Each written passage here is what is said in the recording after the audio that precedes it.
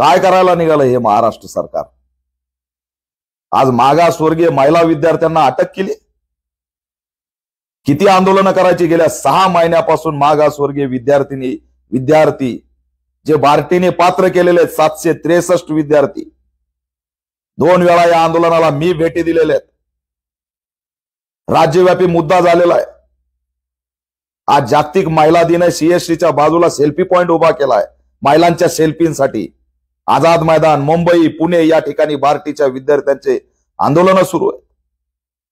का त्या महिला नाहीत गेल्या सेल्फी काढायला त्या पॉइंट वरती?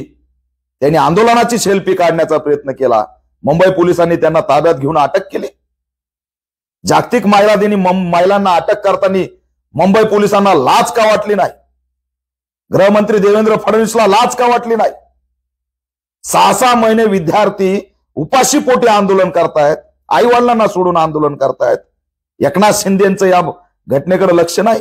अर्थमंत्री अजित पवारांकडे वेगळ्याच कामाला पैसे आहेत, परंतु विद्यार्थ्यांना शिकण्यासाठी पैसे नाहीत। सारथीला वेगळा नाही, महाज्योतीला वेगळा नाही। पात्र झालेल्या त्यांच्या विद्यार्थ्यांच्या खात्यात पैसे सुद्धा पडले, पण हे बाबासाहेबांचे लेकर आहेत, मागासवर्गांचे विद्यार्थी आहेत म्हणून तुम्ही मंजूर झालेल्या 763 विद्यार्थ्यांचे पैसे त्यांच्या खात्यात जमा करत नाहीत। ऑल इंडिया पॅंथर सेना निषेध करत आहे। ज्या पोलिसांनी विद्यार्थ्यांना अटक केलं त्यांची तात्काळ सुटका करावी।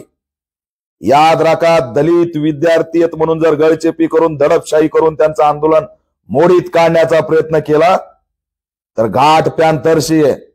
जर का मागासवर्गीय विद्यार्थ्यांच्या आयुष्याची होळी आणि राख रांगोळी करण्याचा प्रयत्न केला, गुन्हे दाखल करून त्यांचं आयुष्य बर्बाद करण्याचा प्रयत्न केला, तर मुख्यमंत्री एकनाथ शिंदेंना महाराष्ट्रात पॅंथर फिरू देणार नाही, समाज फिरू देणार नाही। येणाऱ्या काळात निवडणूक आहेत, याद राखा, कदापि आम्ही आमच्या संशोधक पीएचडी धारक विद्यार्थ्यांचं आयुष्य उद्ध्वस्त होताना उघड्या डोळ्याने बघू शकत नाहीत। आले होते सेल्फी पॉइंटला आपला आंदोलनाचा आवाज बुलंद करण्यासाठी, त्यांना त्यांची सुटका झाली पाहिजे। कसलाही गुन्हा त्यांच्यावरती दाखल करता कामा नये। 8 दिवसाच्या आत फडणवीस, शिंदे आणि पवार सरकारने पात्र विद्यार्थ्यांच्या खात्यात त्यांचे पैसे जमा करावेत अशी मागणी करतोय, अन्यथा राज्यव्यापी आंदोलन झाल्याशिवाय राहणार नाही। न्यायिक आणि संविधानिक मार्गाने लढा सुरू असलेल्या विद्यार्थ्यांना दडपशाही, दादागिरी आणि तानाशाहीच्या माध्यमातून जर आवाज दाबून धमकावण्याचा प्रयत्न केला तर याद राखा, गय केली जाणार नाही।